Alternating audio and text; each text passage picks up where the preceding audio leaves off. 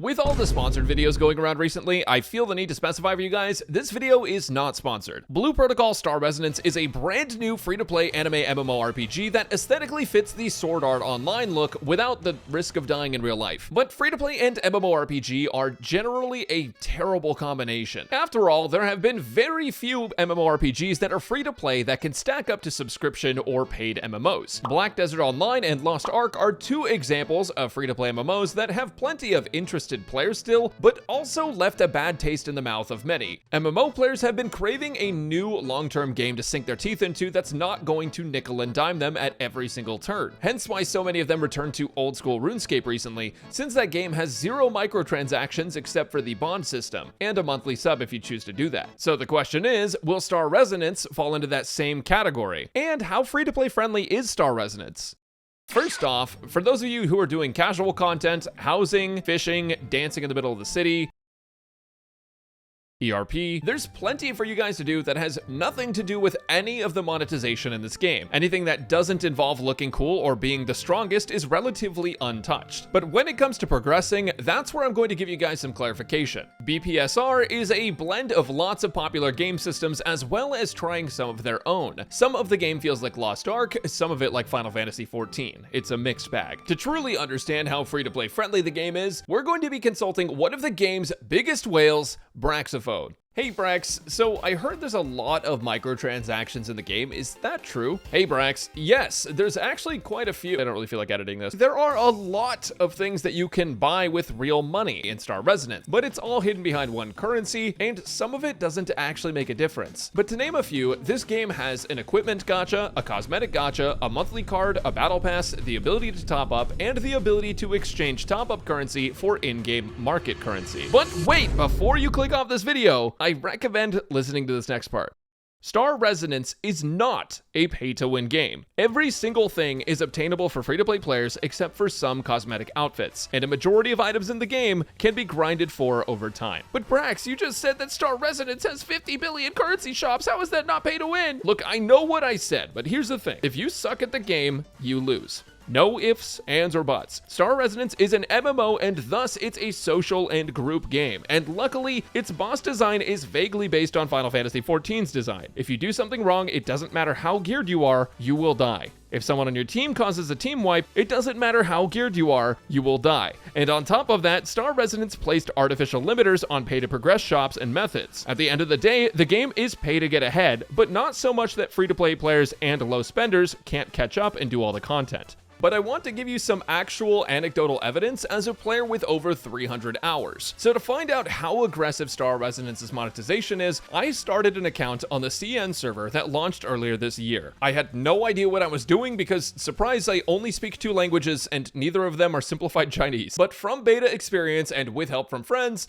I was able to survive enough. Anyways, on that character, my personal challenge was to clear as much content as possible without spinning the gacha at all. For those of you who don't know, the gacha in Star Resonance is for a gear piece called Imagines, which is like an Echo in Wuthering Waves, except the stats aren't random. But the thing is, Imagines are not exclusive to the gacha, and you can get them from overworld bosses. If you check the Monster Hunt tab in-game, almost every single Imagine in the game is obtainable via a boss drop, both the purple and gold Imagines. There is a catch though, since this is part of the game they're trying to monetize, and it's that the game will give you 2 boss keys and 2 elite keys a day. Those keys are what gives you a chance at the rarest drops. But despite that limitation, I was still able to get 4 different Imagine drops, and I'm not even playing every single day to use my keys. On top of that, once you get the soul of the Imagine from the boss, you still have to craft the Imagines, which can get expensive if you try to swipe with your wallet to craft them instead of farming the materials naturally. This also applies to the gacha ones. You still have to craft those too. And if you want to hear even better news, a lot of the purple or epic rarity Imagines are better than some of the gold legendary ones for specific classes. Muku Scout is basically Bennett. Okay. On the topic of gacha itself, it's 80 pity to a weekly selection of an SSR, which are the only Imagines that are not farmable. With that said though, you only really need one of these. At the same time, there are gold Imagines you can get at a pity of 20, which are the same ones that you can overworld farm. The ones that you get from overworld farming can also be bought and sold on the player market. There's a dismantling and crafting system as well, allowing you to turn unwanted Imagines into shards, which will let you craft any Imagine, even including the SSRs. orbs. So theoretically, you never have to gacha in Star Resonance to achieve best in slot gear, but gacha will speed up the process significantly. Now, the gacha will cost you red orbs, which are the premium currency that you can buy in this game, but you do get some for free. A big point I haven't mentioned in this video though is how many orbs you can expect to get as a free-to-play player. After all, maybe it's just not an issue and you can get everything by farming the entire world free-to-play, right?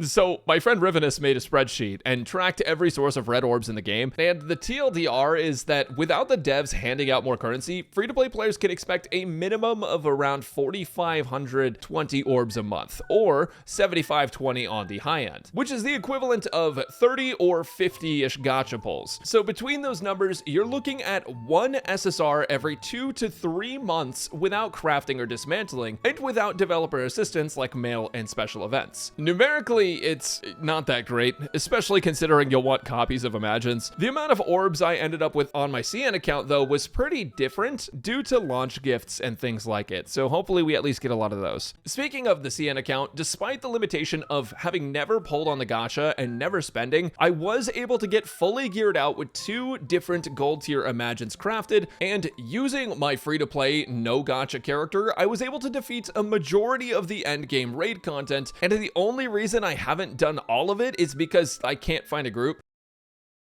Because I can't read simplified Chinese. There's still content on CN that even whales are struggling to clear right about now. So there's a wide variety of stuff to do that'll take players a while to actually do it. Due to the fact that the game has time gates on virtually all of its content before it's accessible, even players who spend money aren't going to be able to get that far ahead. And you can't just swipe to win. You actually have to know how to play the game. And even if they did, what are they going to do with that? They're going to wait for the next tier of dungeon to unlock? There are some advantages for whales in terms of resources though. If you're wondering how much of an advantage, well, let me show you. There are lots of materials to manage in this game for your progression, such as advanced books for your class talents, Starforge crystals for your gear progression, and Luno for virtually everything. Advanced books are something you'll earn by doing basically any limited content in the game, but because it's limited, your class's progression will be slow, which is why it's best to focus on one specific class rather than spread your resources thin. There are opportunities to pay for advanced books, but you would need to buy them off the player market, which necessitates that advanced books are actually entering the market. Needless to say, I don't think that many of those will be available for whales on launch, but maybe later on. Starforge crystals are another material that's time gated based on activities like daily dungeon clears, and as a result, they're also a scarce resource. Also, this is post-editing Brax here. I feel like I should mention, you can run dungeons as much as you want. There's no daily limit. There's just like a bonus for 2 specific daily dungeons. Anyways, you'll need Starforge crystals in order to progress your gear, but the thing is, outside of that, you can only get them in resource shops that aren't tied to money, or the mystery shop that rotates every day. Technically, you can also buy them on the player market board, but like with advanced books, I don't know that many players will sell them early on. And Luno is gained by basically doing anything in the game. You can buy more Luno on the market board in exchange for paid premium currency, but that's also assuming that players are going to be willing to spend their very limited Luno on orbs early on as well. Essentially, all of these items are time gated and only bypassable via the player market, meaning that whales are at the mercy of free-to-play players and their resource management. But that's not to say that whales are doomed or anything, because they're still doing fine. If you guys are wondering, I also haven't mentioned the Battle Pass or Monthly Pass because, to be honest, I kind of just see it as a monthly sub to a free-to-play game at this point. It costs the same thing as Final Fantasy XIV, WoW, RuneScape, and Elder Scrolls Online subscriptions. But the Battle Pass will give you more of those limited progression items, which can help a lot. If you're going to treat this game like a gacha game, then Monthly Pass is also great for the currency you'll consistently get. But with that said, I actually don't really consider this game to be a gacha game, because at the end of the day, it still feels like an MMO to me, due to the rich social content and difficult group fights. But it is undeniable that Star Resonance has some pay-to-progress elements to it. So, the question then becomes, what can you do to combat it? Well, you could play another game. But I'm actually enjoying Star Resonance a lot, even as a completely free-to-play no gacha player, and I think you guys will too, especially if you play more casually. Because despite the game having way more monetization than it needs, it is still a very fun game that you can get hundreds of hours out of. Is Blue Protocol Star Resonance pay to win? I would say no. But is it free-to-play friendly? I guess guess that kind of depends on your definition, because if it means the game doesn't favor whales, then the answer is no. It definitely favors whales, and it favors spenders like BDO, MapleStory, Lost Ark, and even nowadays World of Warcraft. But if your definition is just that it's fun for free-to-play players, then the answer is absolutely yes. Star Resonance is free-to-play friendly in that regard. All content in the game so far has been clearable by free-to-play at some point. If anything, the biggest problem with paid progress is that the game developers will have to decide if they want to cater to free-to-play players or whales when they balance endgame content. If they cater to whales, they'll lose a lot of their free-to-play player base in endgame because they'll feel like it's unbeatable or unfair. If they cater to free-to-play players, then the fights will get too easy because whales will outscale the content and make the bosses die faster, meaning less mechanics, less learning, and less execution. There's no way to balance this either, because by having two different variable best-in slots depending on how much you've spent on the game, and by having different tiers of progression between them, there's no way to make one boss HP pool that makes sense for everybody. On top of that, there are definitely players who will gatekeep high-end content based on spending and item level, but that's just people being toxic, which kind of happens in every game. You guys should see what FF14 Party Fighter looks like. I'm going to do my best to combat gatekeeping by creating a community of helpers in my Discord to get everyone involved in high-end content, so I recommend joining there in the description, and everyone's welcome. Also, feel free to join my guild Elysium when the game launches if you're looking for active players. Every time a new anime game comes out, it's immediately met with skepticism, which is completely understandable considering how cooked this industry is. It feels like gaming has gone from every person's hobby and escape from real life to being directly tied to how much money you make in real life. And arguably the worst part for gaming at the moment is how many companies have gotten good at towing the line between free-to-play friendliness and the game is still fun. It means that despite pay-for-progression mechanics being in a game, you can still get a couple hundred hours out of it before you feel the monetization affect your gameplay. Blue Protocol Star Resonance is in this area of monetization, but because it's an MMO with social experiences, it has a lot of room for enjoyment that many single-player games wouldn't have. I wouldn't say that Star Resonance is the most free-to-play friendly game I've played, but it's definitely a lot of fun to be free-to-play, and well, it's free, so you can just try it yourself, and if you don't like it, you don't lose anything. I know I didn't cover the outfit gacha in this video, but to be honest, it's all cosmetic, and you can buy it on the player market if you save up, so I don't really think it needs an explanation. Thanks for watching, everyone. Let me know what you think down in the comments and whether or not you're gonna play, and subscribe for more anime game coverage.